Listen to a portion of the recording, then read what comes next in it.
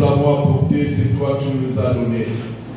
C'est un signe de reconnaissance parce que nous connaissons que tu es Dieu. Père, bénis au centuple. Bénis au centuple la provenance de ces offrandes, Père éternel. Et nous les sacrifions par le nom de Jésus-Christ de Nazareth. Seigneur, à travers cette offrande, que ton peuple vive le miracle, vive de grandes choses pour ta seule et unique gloire. Seigneur, nous t'avons offert. Seigneur, nous avons prié. Seigneur, nous avons loué et adoré. Maintenant, c'est le temps où nous voulons t'écouter nous parler. Que nos cœurs soient disposés à recevoir ta parole qui affranchit, ta parole qui bénit, ta parole qui console, ta parole qui élève, ta parole qui crée. Que ta parole soit en action en ce moment. Ton saint serviteur que tu as préparé, Seigneur le roi, je sais qu'il s'est poussé par l'Esprit que les hommes ont parlé de la part du Seigneur. Et je sais, Père éternel, tu as mis des paroles dans sa bouche, afin que cela s'accomplisse dans nos vies. Père, je crois et je confesse ce matin, comme d'habitude, il est un canal de bénédiction pour tout et chacun de nous. Parlez-nous, Seigneur, que nos cœurs soient disposés. Je me lève contre toute pensée. Je me lève contre toute puissance qui se lèvera, Seigneur, pour voler ou pour détruire la parole qui est à nous. Qu'il soit loin de nous, dans le nom de Jésus-Christ. Merci, Seigneur, parce que nous serons guéris à travers ta parole. Dans le nom de Jésus, nous avons ainsi prié et nous disons Amen.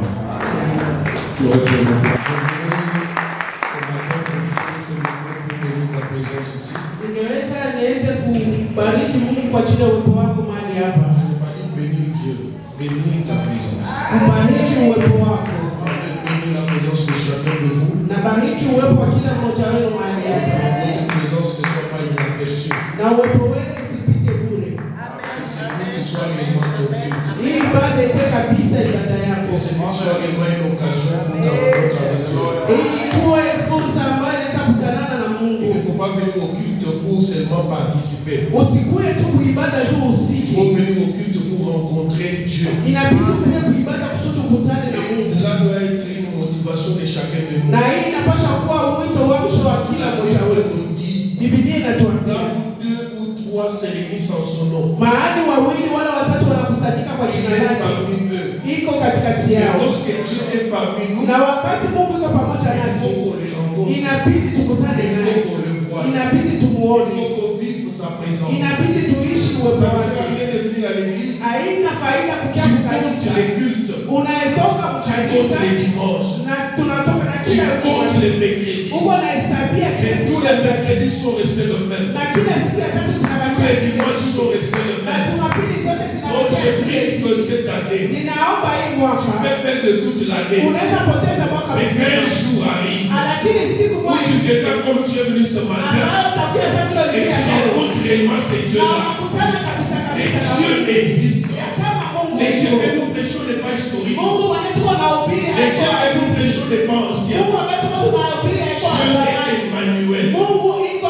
Dieu Emmanuel. au milieu de son peuple. Iko katikati Et ya chaque jour que les hommes se na réunissent, kila siku wakati watu chaque jour que les wanakutana, enfants de Dieu se kila réunissent, siku watoto wa Mungu Dieu wakikutana, se conjugue au présent. Mungu C'est anajitia. pourquoi Moïse pouvait lui poser la question. Sasa tunaenda Lorsque les kumuuliza gens me poseront la question, wakati watu qu'est-ce que wataniuliza je vais ni dire? kitu gani Quel est ton nom? jina yako Dieu va ni lui dire, na Mungu tu atasema diras à ces gens, utaambia wale watu Jésus m'a envoyé. kama Yesu Le Dieu que je sers n'est pas un Dieu passé, n'est pas un Dieu futur, mais c'est un Dieu présent. Laisse que ce matin, que ces dieux soient présents dans nos vies. Que tu vives la présence de Dieu dans ton foyer, dans ton travail, dans ta vie de tous les jours. Que c'est Dieu que Dieu veut chercher. Sois ton compagnon de tous les jours. Qu'il marche avec toi partout. Qu'il soit ton associé. Lorsque tu es ton associé, tu peux connaître les pertes, tu peux connaître les problèmes, mais il interviendra, il agira. Les feux peuvent s'épuiser, mais quand il est présent dans ta fête, avant que tes pleurs atteignent le bout, Dieu interviendra. Je prie encore ce matin. Si réellement c'est lieu, il y a un Dieu. Si réellement dans cette maison, il y a un Dieu, que c'est Dieu la célèbre, qui célèbre dans ta vie, qui se projette au présent, qui nous finisse tout ce que tu as comme problème ce matin. Afin que ta vie soit un témoignage, que ta vie soit un témoignage pour les autres, que tu dises aux gens, j'ai servi Dieu, il a transformé ma vie, j'ai servi Dieu, il a changé ma situation, j'ai servi Dieu, je suis assuré.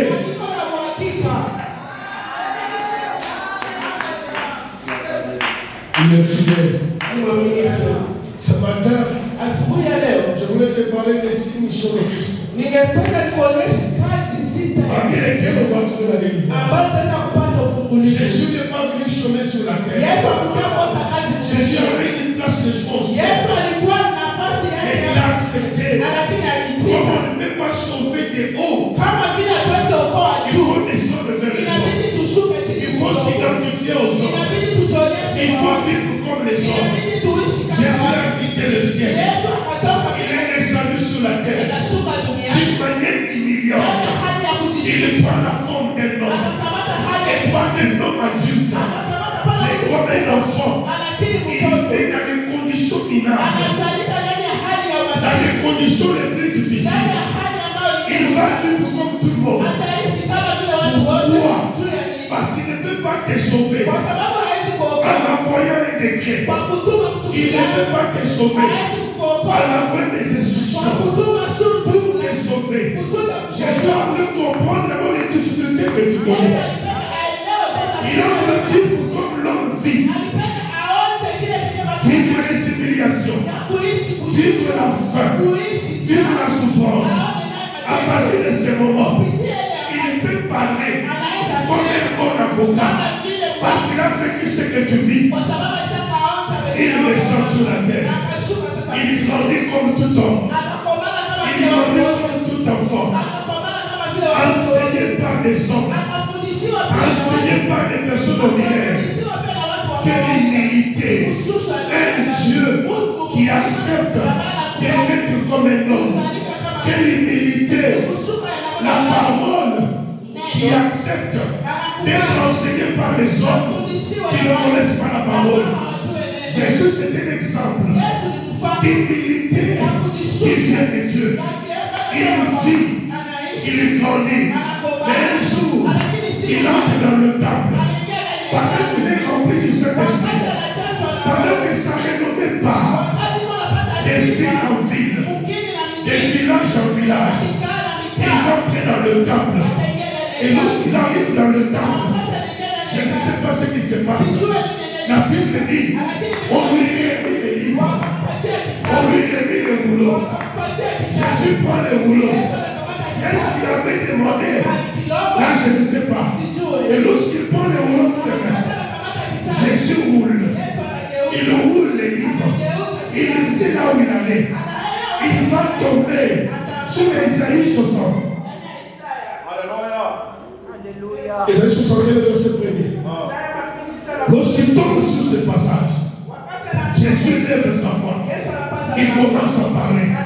Il dit ceci: l'Esprit du Seigneur est sur moi. L'Esprit est sur moi. Pourquoi il est sur moi? Parce qu'il m'a oint. L'Esprit de Dieu ne peut pas être sur toi sans faire un travail.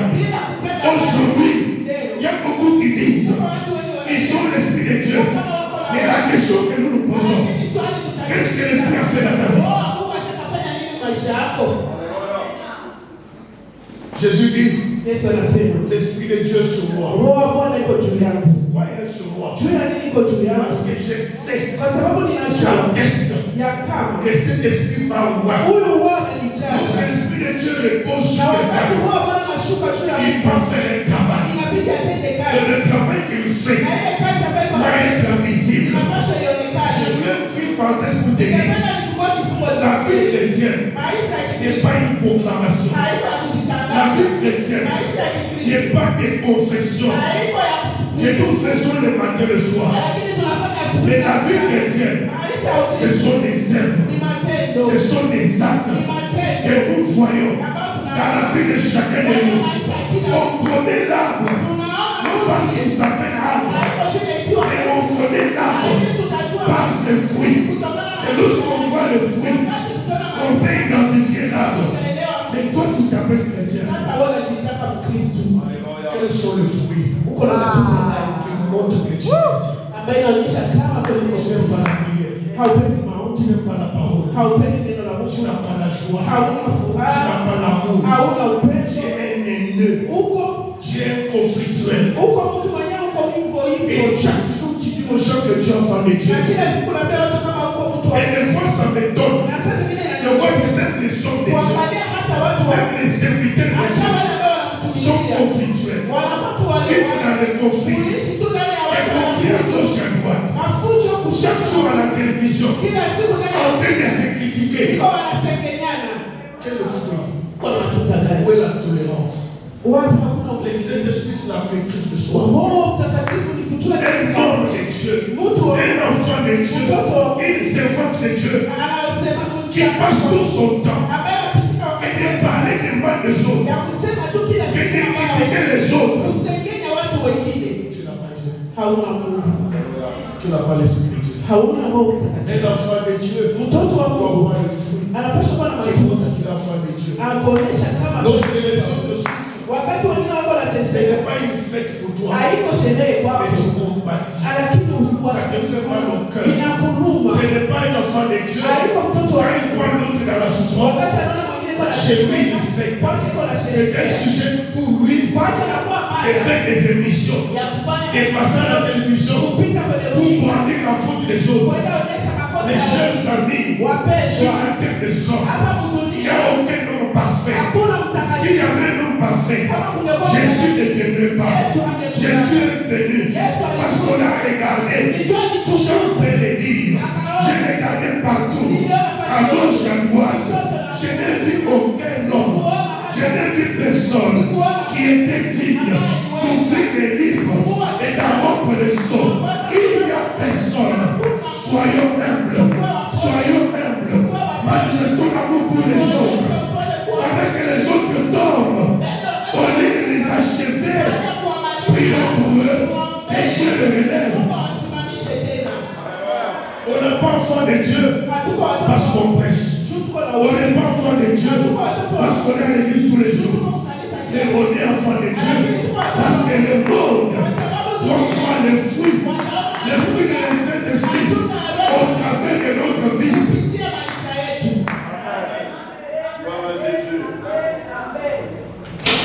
Alléluia. Quel enfant de Dieu dit? Tu as reçu le Saint-Esprit. Et qu'est-ce que le Saint-Esprit fait dans ta vie? Quel est le travail que le Saint-Esprit joue? Jésus dit qu'il était Dieu. Rempli du Saint-Esprit. Lorsque je reçois le baptême, il va dans le désert. Pourquoi dans le désert? Pour être tenté. Jésus finit le travail. Lorsqu'il finit le travail, il sort. Il commence le ministère. Et la Bible dit, sa réputation allait de vie en vie.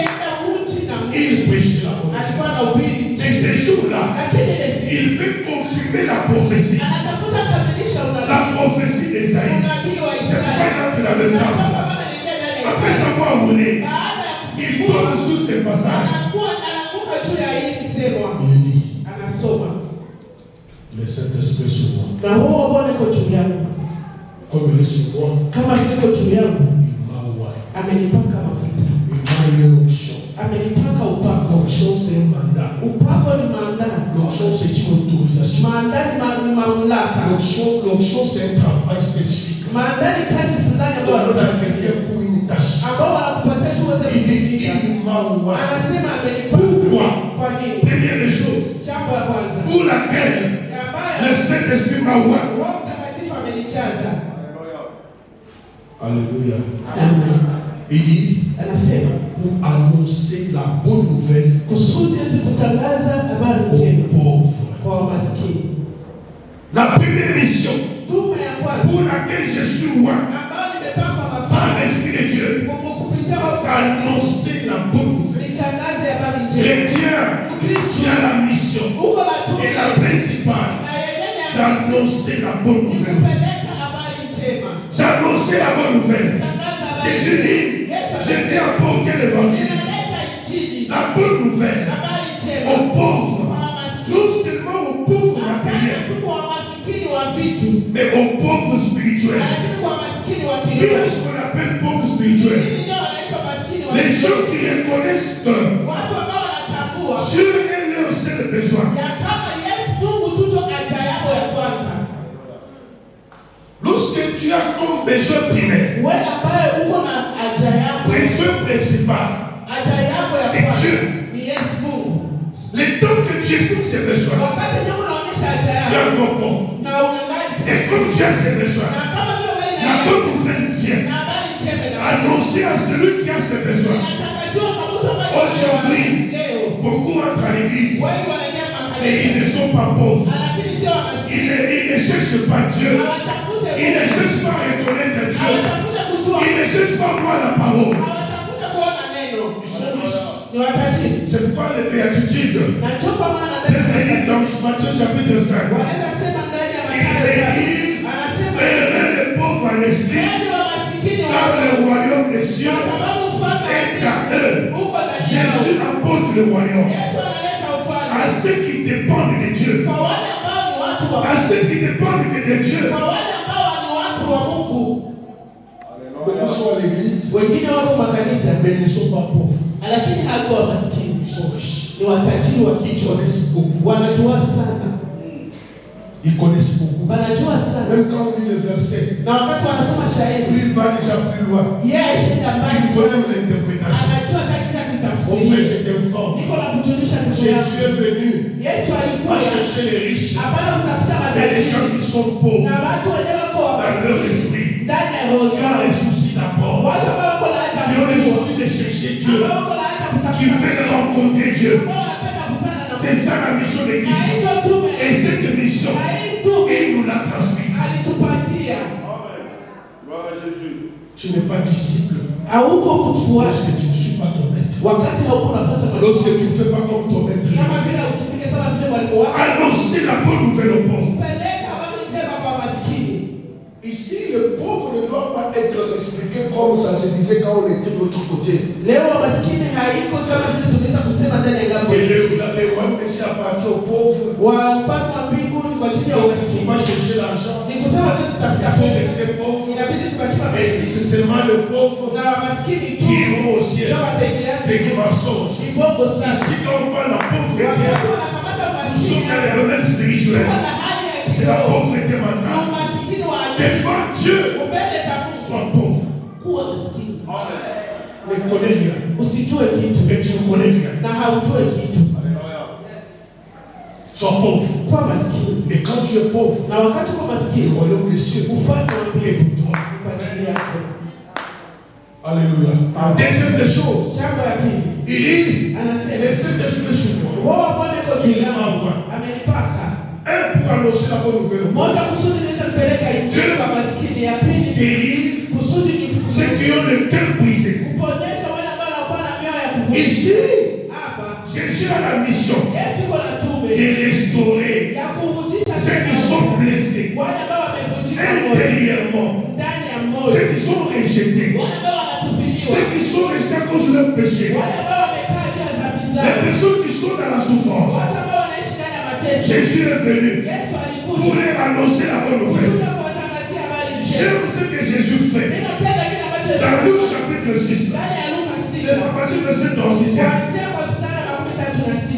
une femme pécheresse Mwanamke mkaaba vient à mwerezaji Jésus. anakuja kwa Yesu. Cette femme est méprisée. Huyu mwanamke Cette anasaraufika, femme est brisée dans son cœur. huyu mwanamke anaumizwa, Dans son cœur, il est rejeté, ndani ya moyo wake il ametupiliwa, est considéré de tout le monde. hana hata thamani na Mungu. Mais comme Jésus Na kama vile n'est Yesu pas comme les pasteurs haiko d'aujourd'hui, kama vile wachungaji, il connaît sa mission. anajua tume Il est à la yake, recherche de ce genre de iko personnes kwa utafuti ya watu kama qui hao, reconnaissent leur état anajua hali et qui yao viennent vers lui. na anakuya kwao. femme pécheresse, Huyu mwanamke mwenye dhambi elle est méprisée. anasahaulika. Elle n'a pas de considération. Hana mtu mwenye anamsamisha. Son cœur est brisé. Moyo wake unavunjika. Humilié de tout le monde. Anashushwa na kila mtu. Mais lorsqu'il rencontre Jésus, Lakini wakati anakutana na Yesu, j'aime ce que Jésus dit à cette femme. anapenda nini ambayo Yesu anasema? Jésus dit à cette femme, Mungu anamwambia Yesu tes anasema, péchés dhambi sont zako pardonnés. zimesamehewa. Alléluia. Amen. Ta foi Imani t'a yako sauvé. imekuokoa. Et enfin, il dit, Na kwa mwisho anasema, va nenda en paix. na amani. J'ai dit à quelqu'un, Niko naambia mtu, Jésus est venu ici ce matin. Yesu alikuwa hapa Si asubuhi. tu as un cœur brisé, Kama uko na moyo si mkuu, tu es méprisé, kama tu umesahaulika, es déconsidéré, hakuna mtu même à anayekusamehe. cause de tes péchés, Hata kwa ajili ya dhambi même à zako, cause de ton état, hata kwa ajili ya hali Jésus yako, est venu ce matin. Yesu alikuja Parce qu'il a la mission. kwa sababu La première des choses, il pardonne tes péchés. La deuxième des choses, tu es sauvé. Il te déclare sauvé. Et la troisième des choses, il te dit, tu peux rentrer chez toi. Pas dans les troubles, pas dans les inquiétudes. Rentre en paix. utie na amani. Comment on peut chercher le Dieu? Namna gani unaweza tafuta ule ule Mais Mungu? chaque jour, Lakini on est dans un état. uko tu ndani ya ile hali, Tu n'as pas la paix, hauna amani, tu n'as pas la joie. hauna furaha. C'est quel Dieu tu as Ni rencontré? Mungu gani mwenyewe ulikutana naye? Quel est ce Dieu que tu sais? Ni Mungu gani ambaye unatumikia? Je t'informe ce Niko matin. nakujulisha asubuhi ya leo Jésus a cette mission. ya kama Yesu yuko na hii Et tume il a accompli. na Sur alikamilisha. la croix, il pouvait Juu ya dire, msalaba angeweza tout kusema, est accompli. yote Ça veut imekamilika. dire, Ni kusema j'ai guéri les cœurs brisés. niliponya mioyo J'ai ya apporté la bonne nouvelle aux pauvres. nilileta habari njema kwa maskini. Que ton cœur soit réparé ce matin. Moyo wako itunziwe asubuhi Que ya leo. Jésus guérisse ton cœur là qui Mungu bat. aweze kuponya moyo wako. Que Jésus guérisse ton cœur Yesu aponye moyo et la wako culpabilité. na mashaka. Ton cœur est toujours coupable. Roho yako inaendelea kujihukumu. Ce qu'on parle de cœur brisé, Na wakati wanasema moyo ambao c'est comme unavunjika, quelqu'un qui a tué. ni sawa na mtu mwenye aliua. Les gens ne savent pas. Watu hawajui. Ils peuvent faire semblant. Anaweza fanya sema anajua, Mais dans son cœur, lakini kwa roho yake il n'est pas calme. hana amani. Quand tu as commis un péché grave, Wakati ulifanya dhambi ya quand tu as commis une grande faute wakati ulifanya kikosa cha kabari devant les gens, mbele za watu, tu peux faire semblant. unaweza fanya sana haujui. C'est comme quelqu'un qui a levé une grossesse, Iko sawa vile mtu malitosha quelqu'un mimba, qui a tué, mtu mwenye aliua, quelqu'un qui a volé. mtu mwenye aliiba, Il peut faire semblant d'être bien devant les gens. anaweza jionyesha kama iko mzuri mbele ya Mais watu, dans son cœur, lakini kwa roho il yake n'est pas calme. hana amani. Mais maintenant, à un certain moment, Lakini wakati fulani il peut se rendre compte anaweza pia qu'il avait kufikia mal fait.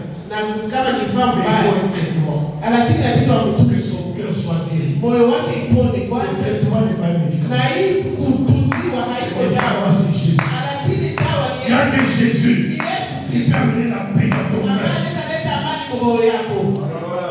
Et pour vous, tous qui êtes enfants de Dieu, Na kwa ajili ya wote ambao ni watoto à wa qui la parole a été prononcée, ambaye neno la Mungu à qui la parole a été annoncée, ambaye neno la Mungu soyez sûrs, je muhakikishe vous ai sauvé. ya kama mmeokolewa, Vos péchés sont pardonnés. dhambi zenu zimesamehewa, Vivez la paix. muishi ndani ya Vivez dans la paix. muishi ndani ya Jésus a fini le travail. Yesu akamaliza Il kazi, a accompli la mission. alikamilisha tume Tu yake. attendais un homme, Mungu anachukua qu'un homme soit roi mtu ambaye pour faire ce travail. atajua aweze Et kufanya un kazi. homme était roi. Na mtu mmoja Cet homme s'appelle Jésus. na huyu mtu jina lake Yesu Kristo. Si toi tu marches encore la tête basse, Kama wewe unatembea kichwa chini, donc tu ne connais pas les Dieu que tu sais. ni jua haujue Mungu ambaye unatumikia. Alléluia. Troisième des points. Jambo la tatu, Non seulement annoncer la bonne nouvelle aux pauvres, hapana tu kuweza kutangazia habari njema kwa non maskini, seulement guérir le cœur blessé, hapana tu kuweza kuponya mioyo ambayo, mais trois, lakini ya tatu, proclamer aux prisonniers kutangazia wafungwa la délivrance. ufungulivu. Cela concerne une libération spirituelle. Ili inaomba ufungulivu wa kiroho. Quelqu'un qui est victime du péché, Mtu ambaye anashikwa na dhambi, quelqu'un qui est victime de l'oppression démoniaque, mtu ambaye anashikwa na mapepo, cet homme huyu mtu a besoin de Jésus. iko na haja ya Yesu. Cet homme a besoin de Jésus. Huyu mtu iko na haja ya Yesu. Le pasteur de là nous a prêché la fois passée. Mchungaji tena alituhubiri siku ambayo Dans Marc ilipita. chapitre 5. Ndani ya kitabu cha Marko On 5 nous a parlé du démon de Gadara. ambao walituzungumzia mapepo ya On nous a Gadara. parlé de cet homme Walituzungumzia qui était souvent dans des cimetières. ambaye alikuwa tu kila siku Cet kwa homme qui était enchaîné. mtu ambaye alikuwa anafungwa. Cet homme qui était possédé. Mtu ambaye alikuwa anashikwa. Il passe toute sa vie dans les cimetières. Anapitisha maisha yake yote ndani Il ne ya contrôle pas sa vie. hayuwe kuchunguza maisha Il yake. n'est pas libre. Haiko huru. Il ne sait pas ce qu'il fait. Ajue kitu gani iko nafanya. Mais Jésus Lakini Yesu est venu sur ces gens. alikuja pia juu ya hawa watu. Il n'est pas seulement venu pour les pauvres qui ont besoin de la parole. Hakukuja tu juu ya maskini ambao iko na haja ya Il neno. n'est pas seulement venu pour les gens qui ont le cœur brisé. Hakukuja tu juu ya watu ambao wanavunjika Mais il est moyo. venu aussi Alikuja parce pia que le ciel savait kwa sababu mbingu que sur la terre des hommes, ya kama hapa il y mtujia a des watu hommes possédés. huko watu ambao Il y a des wanashikwa hommes qui sont en prison. huko watu ambao Il y a des wanafungwa hommes qui sont emprisonnés. huko watu ambao Mais il faut wanafungiwa un homme roi. na inabidi mtu Il faut un homme qui a l'onction de Dieu inabidi waiko na upako pour wa libérer ces hommes. kusudi afungua wa watu C'est ça la délivrance. na hicho fungu Écoutez, sikiliza j'ai dit et j'insiste, niko nasema na la délivrance ya kama n'est pas l'œuvre de l'homme. haiko kazi ya La délivrance, kufunguliwa c'est l'œuvre de Dieu. ni kazi Et ya en cette année, na hii c'est mwaka Dieu qui a décidé. Mungu ambaye Si dans mes cas, il y a encore des hommes, il y a encore des femmes qui vivent sous l'oppression, qui vivent sous la domination, cette année, ce n'est pas toi qui vas les demander. Et Dieu lui-même, il va descendre pour t'accorder la délivrance. Cet homme ne priait pas. Il n'était pas à l'église. Il était possédé. Il n'a pas fait de prière pour que Jésus le délivre. Mais la grâce de Dieu va le localiser. La grâce de Dieu va identifier cet homme qui vivait enchaîné. Et si Dieu na kama Mungu peut délivrer un homme anaweza fungua mtu qui n'a jamais prié, ambaye hana upaka qui n'a jamais été à l'église, haya hata ingiaka mkanisa, c'est Dieu-là ule Mungu n'est pas capable hata de wewe te délivrer toi. kukufungua Qui wewe vient à l'église tous les jours. mwenyewe pia mkanisa Il est jusqu'à te prier dans les uko na situations. kutafuta kwa maombi na kwa mafungo. Quelle est cette barrière Hiki kifungo qui ne gani? peut pas être brisée? Ni kizuizi gani kenye kesi C'est ya la main Mungu? que Dieu te touche. Mkono wa Mungu kuguse. Cette année, cet obstacle sera brisé. Hii mwaka ile kizuizi cet obstacle sera brisé. ile kizuizi cha Il faut que la grâce de Dieu te localise. Hizi neema ya Mungu Si kutafuta. c'est le démon de Gadara Kama hizi mapepo za a eu la grâce de Dieu, à plus forte raison, sasa zaidi wewe Toi et moi. mimi na wewe Toi et moi. mimi na wewe Quelle est cette maladie que Dieu te guérit? uko na magonjwa gani ambayo Mungu hawezi ponya? Quelle est cette prison dans laquelle tu te trouves?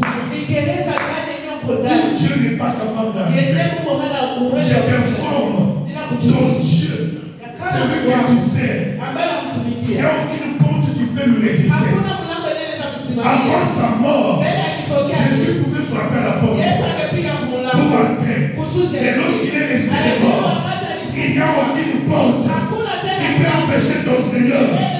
Si tu ne comprends pas, va poser la question à Pierre. Il est dans la prison. Les portes sont fermées. Mais le Dieu du ciel peut décider, malgré que les portes sont fermées, que Pierre se retrouve dans la rue. J'ai pris aussi Dieu, quelle que soit la prison dans laquelle tu te trouves, qu'elle soit de la famille, qu'elle soit du village, que le Dieu du ciel, cette année, et surtout ce matin, envoie ses anges, que ces anges te libèrent de cette prison diabolique dans laquelle tu te trouves. Et cela au nom de Jésus. Jina la Yesu Kristo wa Nazareti. gloire à Jésus. Je suis venu Nilikuja non seulement hapana tu pour annoncer la bonne nouvelle, nitangaze injili, non seulement hapana tu pour guérir Mungu niponye ceux qui ont le cœur brisé, wale ambao wako na moyo ya kuvunjika, non seulement hapana tu pour libérer les prisonniers, nifungue mais wafungwa, aussi lakini tena pour que les aveugles kusudi vipofu recouvrent la vie. wapate tena kuona. Ici, les aveugles, Hapa on vipofu ne doit pas les voir hawezi waona seulement sur le plan physique, juu ya hali ya kimwili, même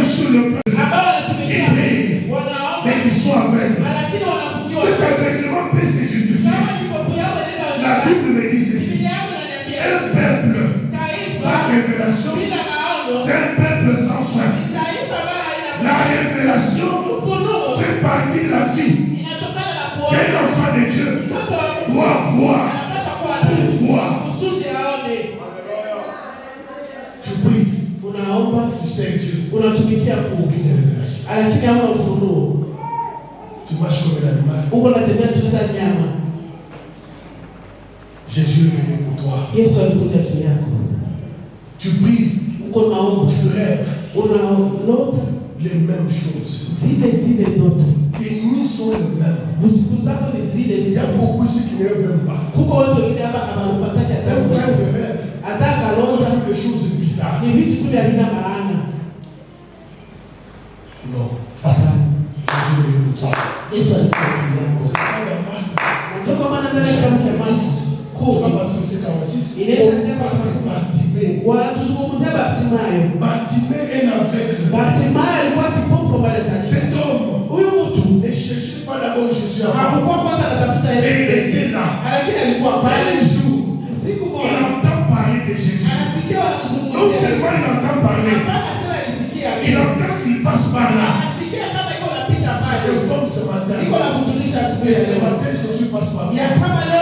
Toi qui es aveugle spirituel, Jésus passe sur ta vie aujourd'hui. Tu es comme Bartimée. Pourquoi Jésus a la mission. Et parmi ces missions qu'il a, que tu découvres la vie. Vous savez, il y a des fois, quand la MONUSCO était ici, des fois on demandait de faire certaines choses. La MONUSCO disait, ce n'est pas dans mes missions. Je ne suis pas un observateur. C'est vrai.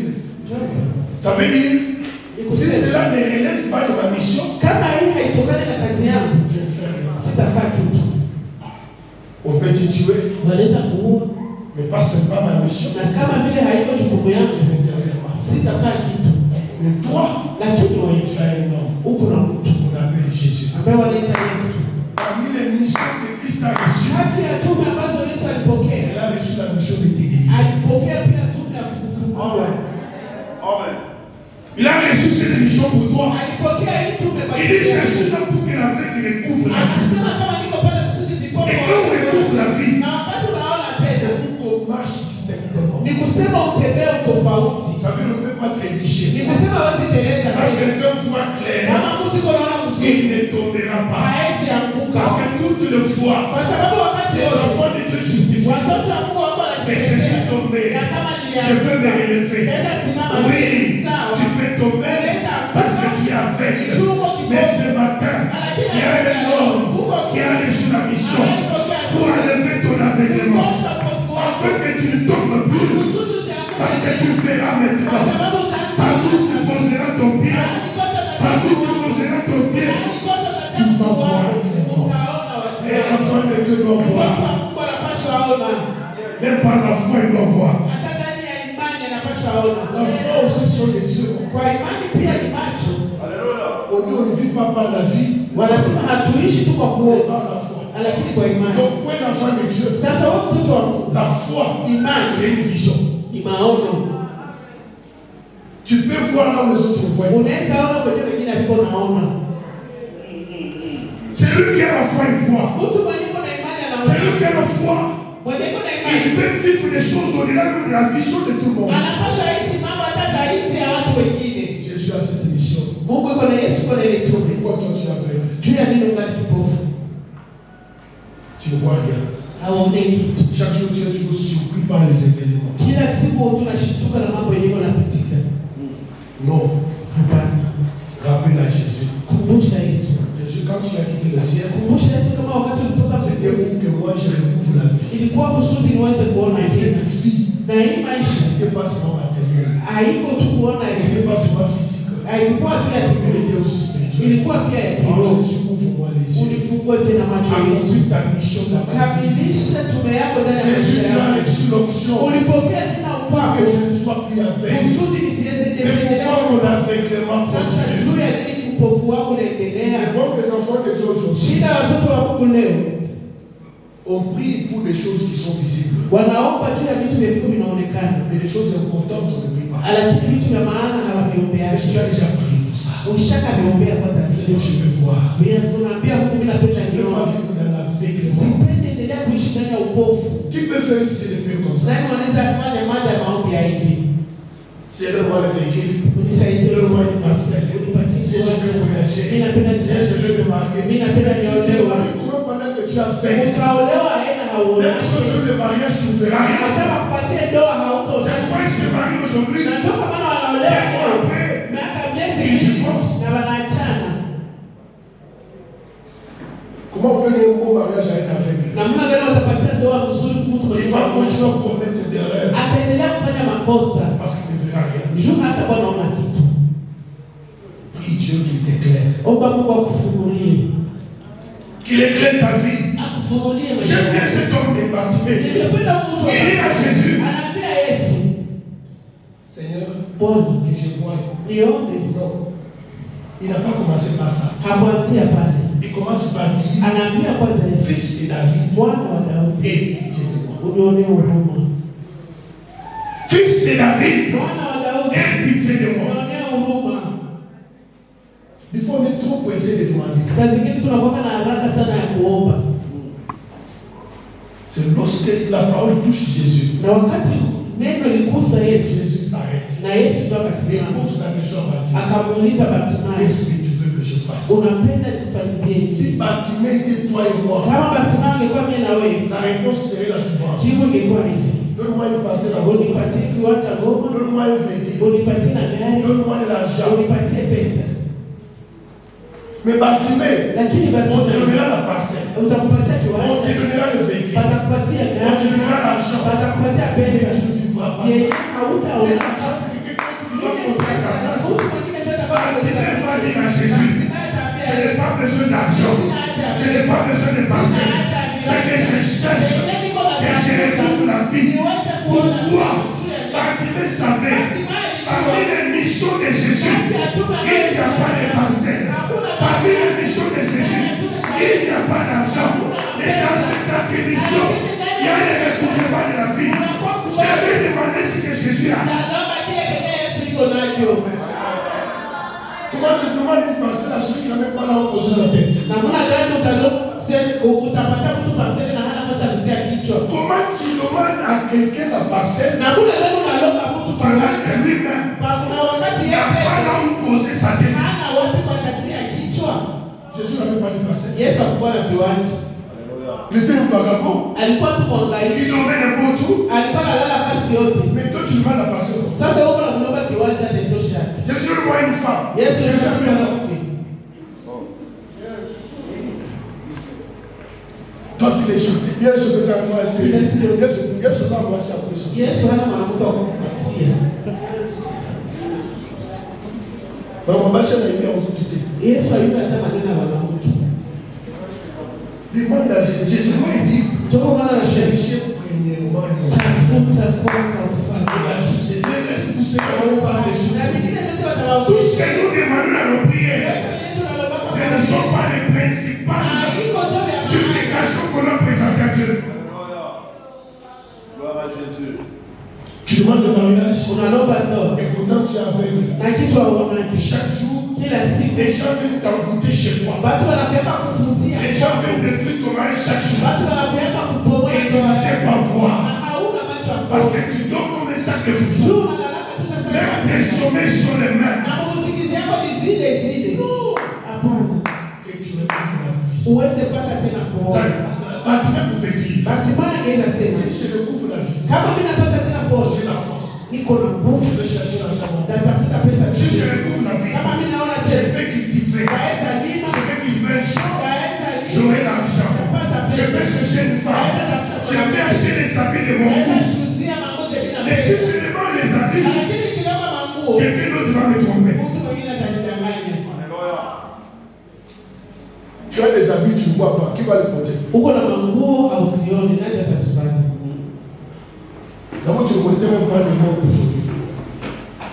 Mais on a soit ta gloire, jaune, bleu, aux appointés. Watakulanisha changa changa au utajua. Un aveugle, il ne connaît rien.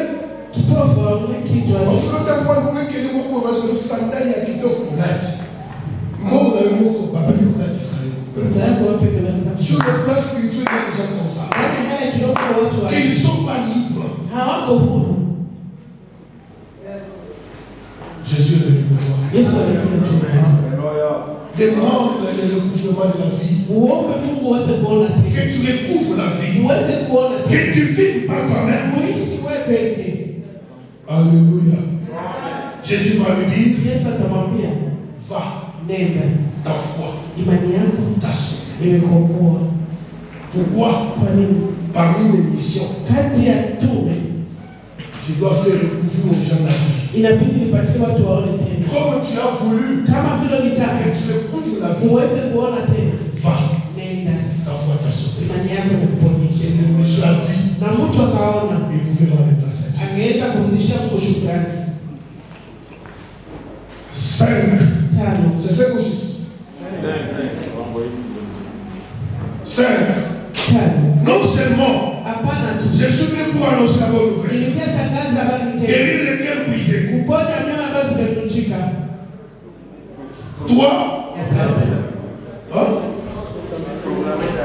programmer la délivrance aux prisonniers. 4.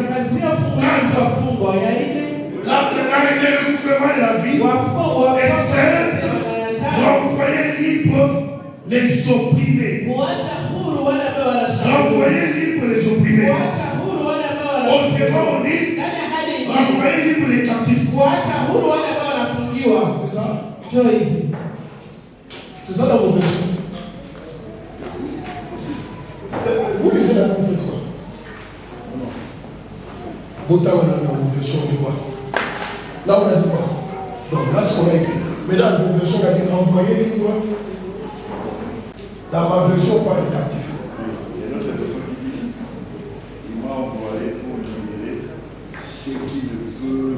Pas se défendre. Ceux qui ne peuvent pas se défendre. Écoutez, il faut toujours lire la Bible dans plusieurs versions pour comprendre les sens. Ici, Jésus est venu. Dans l'élément 3, on parle de la libération des prisonniers. Dans l'élément 5, on parle de rendre libre les captifs. En réalité, ça peut être confusion. Dans les explications qu'il faut donner, c'est très simple. Quand on parle d'un prisonnier, on fait allusion à un détenu d'une manière officielle, privé de liberté. Mais quand on parle d'un captif, on fait allusion à celui qu'on a pris. Qu'on a pris en otage. Il n'est pas arrêté. Il n'est pas détenu. Mais il est otage de quelqu'un.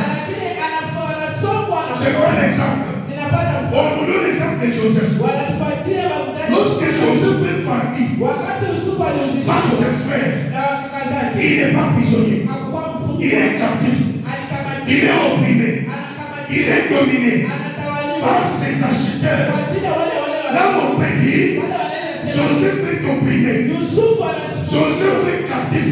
Mais lorsqu'il arrive chez Potiphar, il est arrêté. Il est dans une prison localisable. On ne parle pas d'otage. On parle des prisonniers. Alléluia. Amen. Un captif, c'est quelqu'un qui vit une domination injuste. C'est quelqu'un qui vit une oppression injuste. Il n'a rien fait de mal. Mais sur lui, c'est une domination. Une domination familiale. Sur lui, c'est une conséquence. Une vie pour laquelle il n'est pas responsable. Quelqu'un d'autre a commis un péché. Et quand tu dois en train de subir ça, Israël est en otage à l'Égypte. Il est sous la domination du Pharaon. Et une bonne nouvelle. Si tu te trouves dans ces conditions, où tu es opprimé, où tu es captif, quel célibat, captif, quel chômage, captif, toute stérilité, Jésus Tu dois être libre. Tu dois vivre la liberté. Alléluia. Amen. Jésus est venu pour que tu sois libre. C'est pourquoi cette femme dont nous avons parlé la fois passée, qui était courbée, cette femme vit dans l'oppression. Son oppression est physique. Elle est aussi religieuse. Pourquoi? Parce que même ces jours-là, elle devait souffrir ces jours-là parce que la loi religieuse se veut. Elle doit rester courbée. Elle ne peut pas estimer sa beauté. Courbée pendant plusieurs temps. Courbée pendant 12 ans. Je l'ai toujours dit. Une femme, c'est sa face. Une femme, c'est lorsque tu es là. On va te voir pointure. On voit que la femme est dormie. Mais le diable, les sorciers, ont mis une oppression sur cette femme. La Bible dit le diable l'a tenu coupée pendant 18 ans. Donc pendant 18 ans, on ne peut pas voir sa beauté. Pendant 18 ans, on ne peut pas voir ses qualités. Pendant 18 ans, elle est sous l'oppression du diable. Pendant 18 ans, elle est opprimée par la situation. Elle se retrouve à l'église.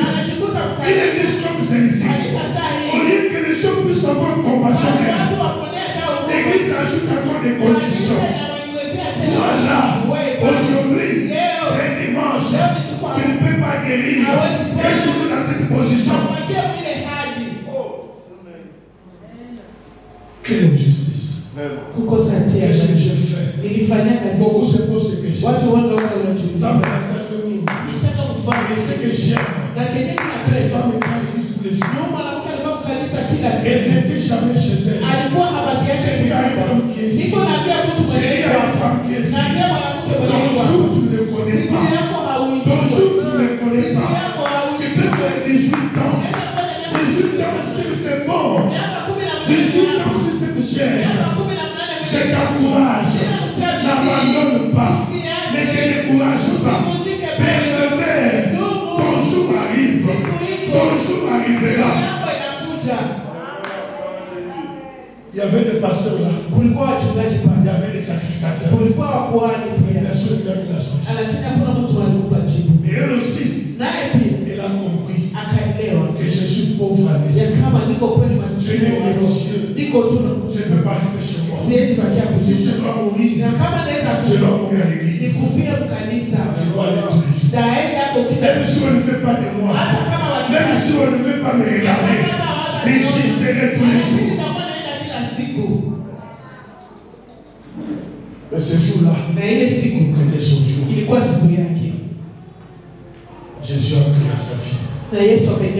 Jésus brise les lois. Même les lois ecclésiastiques. Même les lois de la religion. Parce que les gens n'avaient pas compris. Et les sabbats n'est pas un jour. Les sabbats c'est un homme. Cet homme s'appelle Jésus. Quand Jésus arrive dans ta vie, tu dois vivre ton repos. Parce que lui-même est les sabbats de la vie. Jésus est le véritable sabbat. Les sabbats n'est pas un jour. Jésus arrive. Et la femme vit son sabbat. Mais le religieux sont étonnés. Ils se posent des questions. S'il était Dieu, comment il ne peut pas savoir qu'aujourd'hui, c'est un jour de repos. Et toi la femme, pourquoi ne pas dire à cet homme qu'aujourd'hui, on ne guérit pas? Moi là, guéri, tu vas me dire. Et Jésus va le dire. Qui de vous, même les jours du sabbat, peut laisser son animal tomber dans un il ne le sauve pas. Il est attendant de l'église. Comment on peut se préoccuper d'un animal et on abandonne une personne? Je dis à quelqu'un ici, tu n'abandonnes pas les autres. Je t'informe. ninakujulisha Tu es victime d'abandon. uko mtu ambaye Tu umeachiliwa, es victime d'oppression. uko mtu wa mashambulizi, Tu n'es pas le premier. hauko wetu wa kwanza, Et comme tu n'es pas le na premier, kama vile uko wa kwanza tu ne seras pas aussi dernier. hautakuwa wa mwisho. Prie Dieu. Omba Mungu, Demande à Dieu omba Mungu qu'il te libère de l'oppression. akufungue ndani ya ushambulizi. Seigneur, libère-moi Bwana nifungue de cette maladie qui m'abandonne. ndani ya hii magonjwa De yanayopitia, ce statut humiliant ndani ya hii hali ya maisha ya kushushiwa que je porte chaque jour. yenye minavala kila siku. On commence à m'appeler un célibataire en Christ. Wanashaka niita On msimu, commence à m'appeler un chômeur de wanataka circonstance. niita mkosa kazi wa kweli. Jésus, libère-moi Yesu de nifungue, cette oppression. fungue ndani ya hii Ne hali, te fatigue pas. usichoke. Même si ça fait 10 ans que tu Hata pries, kama nikafanya makubwa, continue à prier. Le ciel a un jour. mbinguni kuna Et lorsque ce jour arrivera, wakati ile siku itafika, personne hakuna personne hakuna ne mtu s'opposera. mwenye atasimama. Et en dernier lieu, pour finir, Na kwa mwisho, la dernière mission que Christ a, tume ya mwisho ambayo Yesu iko nayo, proclamer kutangaza une année de grâce. mwaka wa neema. Est-ce qu'on peut applaudir pour ça? Tunaweza kushangilia. Proclamer une année de grâce. Kutangaza mwaka wa neema. Cela fait référence Ile inatokana na à Lévitique 25. ndani ya kitabu cha Levitiki 25 Dans Lévitique 25, on parle de jubilé. wanazungumzia jubilei. On montre comment quelqu'un peut être racheté. Wanaonyesha namna gani mtu anaweza kukombolewa. Par exemple, Huenda kwa je mfano, perds ma parcelle ninapoteza kiwanja parce que changu, j'ai une dette de quelqu'un. ni juu Parce que j'ai une dette de quelqu'un. niko na deni ya mtu. On dit un proche parent Wanasema jama wala mzazi wa karibu peut venir anaweza kuya, racheter ma parcelle. anaweza kukamata parcele yako, Donner l'argent. kulipa pesa Pour que lui rachète le terrain pour moi. kusudi yeye aweze kunigombolea hii On kiwanja. a eu plusieurs possibilités. Walionyesha hali nyingi. Mais maintenant, il y a une possibilité de jubilé. Sasa kunakuwa hali fulani ya De jubilei 50 ans. ya miaka Ça veut dire, makumi kusema si je perds un bien aujourd'hui, kama mimi nauza kitu leo, dans 10 ans, miaka 10 je ne suis pas capable de répondre mon bien. si na tena uwezo wa Dans 20 ans, miaka je ne peux pas le répondre. siwezi ikamata. Mais lorsque nous arrivons à la 50e année, Wakati tunafika miaka 50 on déclare ça l'année de jubilé. wanaisema mwaka wa jubilei, Tout ce que j'avais perdu, yote yenyewe je nishakapoteza, vais rentrer en possession. mimi naweza ikutilia tena, Je vais racheter ça d'office. ni kusema mimi naweza ilipa tena. Or, cela fait allusion à qui? Na kitu ile inatafuta À onyesha l'année de grâce. kwa mwaka wa Et neema Christ vient d'annoncer. ambao Kristo anakuja Les tutakatifu, hommes qui n'ont pas la possibilité watu ambao hawana uwezo d'être rachetés, ya kukombolewa, les hommes qui n'ont pas la watu possibilité ambao hawana uwezo d'être rachetés, ya kukombolewa, Jésus vient Yesu pour anakuja vous dire, kusudi c'est dans votre famille, yote c'est dans votre quartier, mtoto wa c'est au travail, kama vous mkazi avez une personne kulikuwa hamna qui peut vous venir en aide anaweza pour kusaidia vous racheter. kusudi Moi, je viens pour vous annoncer une année de grâce. Cette année que je vous annonce, c'est une année de votre liberté. Vous n'avez rien fait et vous ne ferez rien. Mais moi-même, Dieu, je prends les choses en main pour vous déclarer libre. C'est pourquoi dans Luc 19, Jésus peut dire à sa chair, je n'ai pas besoin de ta confession, je n'ai pas besoin de ta prière. C'est que tu dois savoir, aujourd'hui, le salut est entré dans ta maison, sans condition. Alléluia. Lorsque le temps de Dieu arrive, Wakati muda wa Mungu unatimia, on ne demande pas ton effort. hautaomba hata jukumu zako, Mais ce temps lakini leo a été annoncé par un homme. ilitangaziwa na Cet homme s'appelle Jésus. Jésus-Christ. Tel que tu es là, Wakati kwa tu es pendant l'année de ta grâce. uko ndani ya mwaka wako wa neema, L'année de la grâce du Seigneur est sur toi. Mwaka neema ya Mungu iko juu Jusqu'à ce yako. que l'église sera enlevée. Mpaka siku kanisa Toi et moi, mimi na nous wewe sommes dans une année de grâce. tuko ndani ya mwaka wa Dans neema. cette année, Ndani ya hii tu ne mwaka seras jamais prisonnier de quelqu'un. hautakuwa tena Dans mfungwa. cette année de grâce, Hii mwaka tu ne neema seras jamais opprimé. hautakuwa Dans tena cette année de grâce, tu ne seras pas opprimé. Dans cette année de grâce, ton cœur ne sera pas brisé. brisé. Dans cette année de grâce, tu ne manquerais pas la nouvelle. Dans cette année de grâce, Jésus lui-même est venu pour te libérer. Mais ce que je voulais te dire, avant de finir, cette même mission, dans Matthieu 28,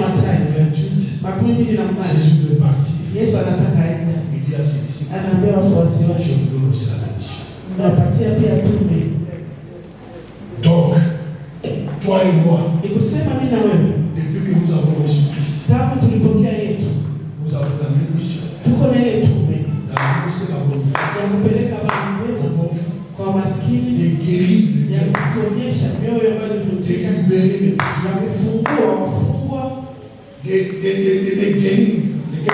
les prisonniers. Allez-y, aidez-moi. D'assurer le recouvrement de la vie des gens,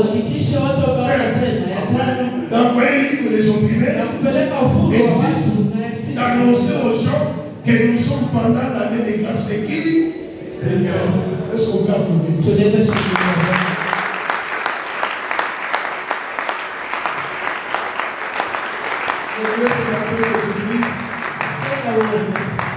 choses.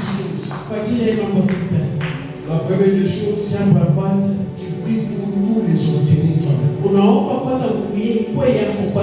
Tu pries pour que tu sois les bénéficiaires de la mission de Christ.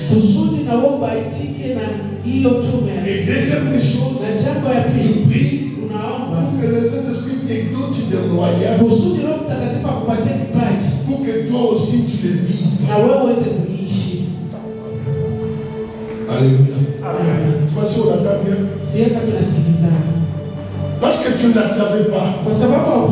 Mais sinon, toi et moi, nous avons été bénéficiaires de la mission de Christ. La bonne nouvelle nous a été enseignée. Nos cœurs ont été guéris. Nous avons été envoyés libres. Nous étions prisonniers. Nous avons découvert la vie. Parce qu'aujourd'hui, on peut voir distinctement. Nous qui étions opprimés, nous avons été envoyés libres.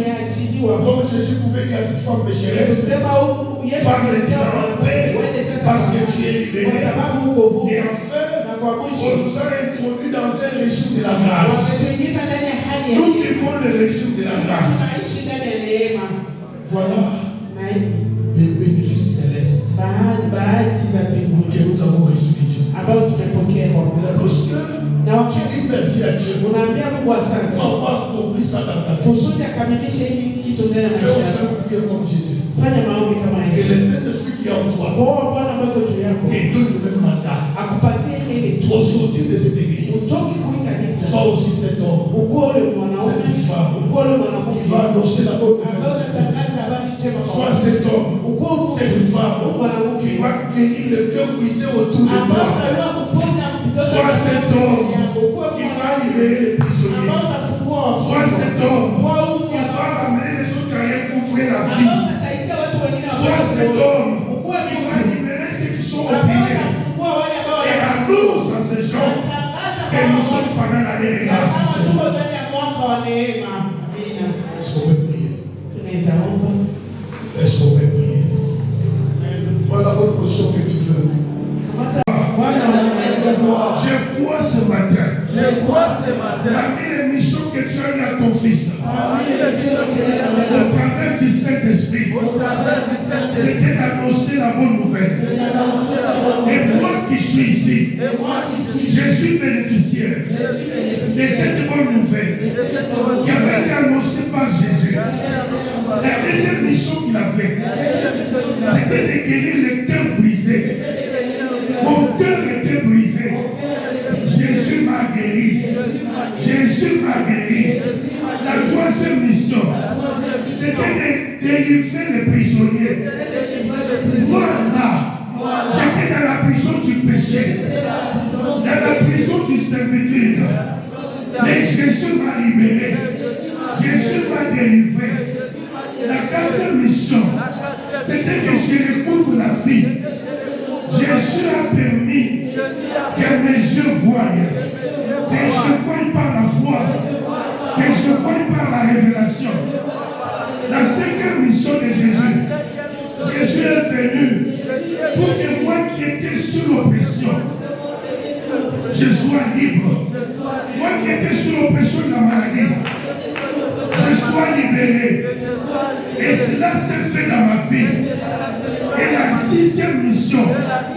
Jésus m'a introduit dans un régime de la grâce de Dieu. J'ai vu la grâce de Dieu. J'ai vu maintenant la grâce. Seigneur, je ne veux pas seulement être bénéficiaire. Ce matin, au travers de ton esprit, remplis-moi de ta présence. Donne-moi cette option. Donne-moi cette capacité d'aller aussi annoncer la bonne nouvelle aux pauvres. Guérir le cœur brisé autour de moi. Déclarer la libération des prisonniers. Délivrer tous ceux qui sont prisonniers. Prisonniers du péché. Prisonniers des maladies. Seigneur, que ces gens me recouvrent la vie. Par l'évangile que je vais leur apporter. Qu'ils soient libres. Libres des maladies. Libres de l'oppression démoniaque. Et que je leur annonce cette nouvelle année de grâce. Et c'est là, au nom de Jésus. Au nom de Jésus. Est-ce que tu peux prier? Est-ce que tu peux prier?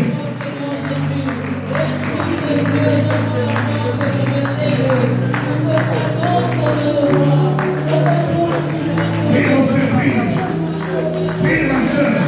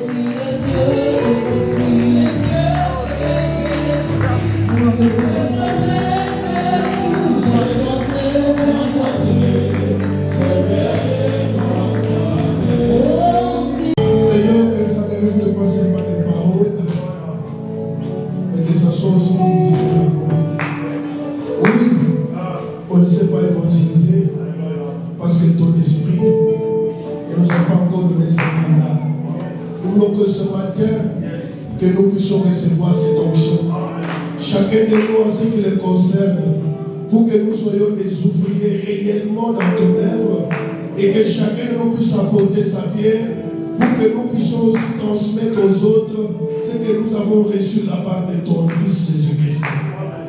Bénis ton Église, bénis ton peuple ce matin.